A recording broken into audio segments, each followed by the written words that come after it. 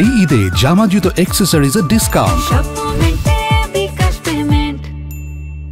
চেষ্টা করছিলাম আমার মেয়ে মাদ্রাসা থেকে যাওয়ার সময় উনি নাকি ওখানে একটা মসজিদের অফিস ছিল, অফিসের মধ্যে ঢুকে ফেলছে টেনে, ওনাকে মানে দর্শন করার চেষ্টা করেছিল উনিকে। তারপর আমার ভাই দেখছিল, ভাই আরেকটা মহিলা উদ্ধার করছে ওনাকে।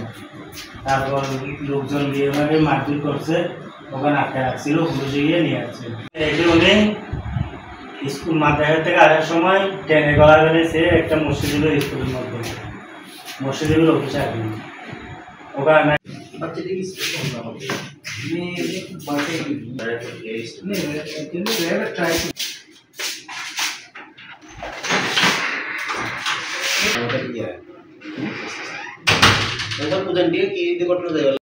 আমার ভাইয়ে উদ্ধার করছে ওখান থেকে।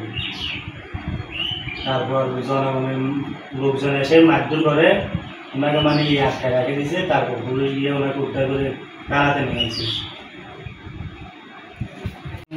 লোকজনদের একদম যারা করে তাদের বিচার চাই, আর আমি এটার বিচার চাই।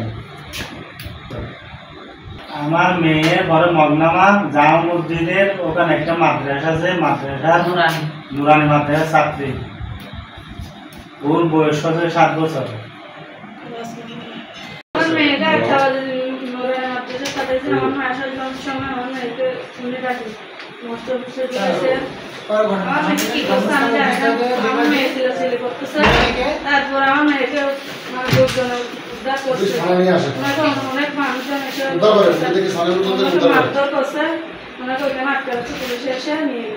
সাড়ে 11টার সময় আমার মোবাইলে একটি দর্শনের চেষ্টার অভিযোগ আসে।